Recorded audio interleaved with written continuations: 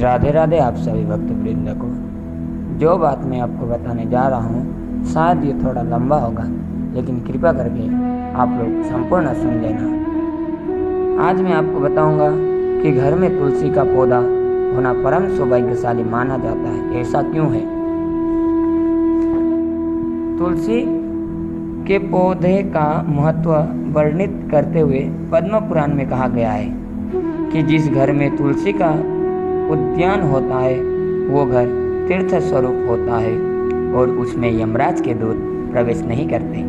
जिस घर की भूमि तुलसी के नीचे की मिट्टी से पुती होती है उस घर में रोगों के कीटाणु प्रवेश नहीं करते। धर्म ग्रंथों के अनुसार जो व्यक्ति प्रतिदिन तीनों समय तुलसी दल पत्तों का सेवन करता है उसका शरीर अनेक चांद्रायन व्रतों के फल के समान पवित्रता प्राप्त कर लेता है। जो व्यक्ति जल में तुलसी दल डालकर स्नान करता है वो सभी तीर्थों में स्नान कर पवित्र होने के समान हो जाता है और सभी यज्ञों में बैठने के अधिकार होता है। प्रतिदिन संध्या काल में तुलसी का पूजन अर्चन करके उसके नीचे दीप प्रज्वलित करने से सती वृंदा की सहज ही कृपा मिल जाती है और भगवान विष्णु स्वयं उसकी रक्षा करते हैं। एक मान्यता के अनुसार सती वृंदा की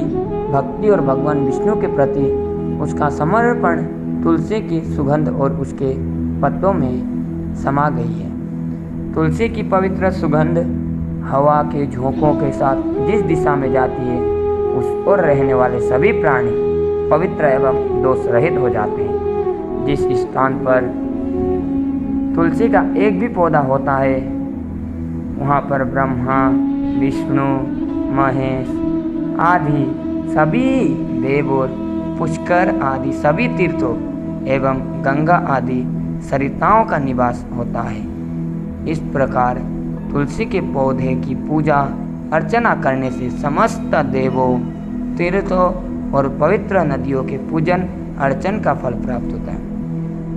कार्तिक मास में तुलसी का पौधा लगाने का विशेष महत्व है। स्कंद पुराण के अनुसार इस मास में जो व्यक्ति तुलसी के जितने पौधे रोपता है उसे उतने ही जन्मों से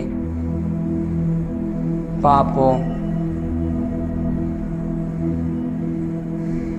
से मुक्ति मिल जाती है। कार्तिक मास में तुलसी के स्पर्श दर्शन आरोपण सिंचन और ध्यान से जन्म जन्मांतर के समस्त पाप नष्ट हो जाते हैं। तुलसी समस्त सौभाग्य प्रदान करने वाली और आदि व्याधि नष्ट करने वाली है।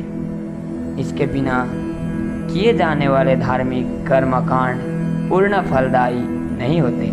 जो दान तुलसी को साथ मिलाकर किया जाता है वो अपार फल प्रदान करता है। तुलसी वन की छाया में किए जाने वाले श्राद्ध से पितरों को विशेष तृप्ति मिलती है। सोमवती अमावस्या को तुलसी के पौधे की 108 परिक्रमा करने से दरिद्रता नष्ट हो जाती है। देखिए, दरिद्रता घर में होती है ना, हमेशा क्लेश होता रहता है, घर में कभी धन रहता नहीं है, धन खत्म हो जाता है, कभी रख ही नहीं पाते।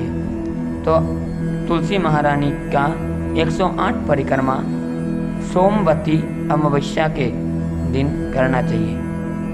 जो हम लोग बोलते हैं ना, एक अमावस्या आते हैं ना जिस दिन नहाते हैं बिना बात बोले आवाज़ किए बिना किसी से बात किए बिना नहाना पड़ता है, बोलते हैं ना एक अमावस्या आता है ना, वही उस अमावस्या को कहते हैं सोमवती अमावस्या। उस अमावस्या में आप लोग 108 परिक्रमा तुलसी महारानी की लगाएंगे तो आपकी सारी दरिद्रता नष्ट हो जाएंगी।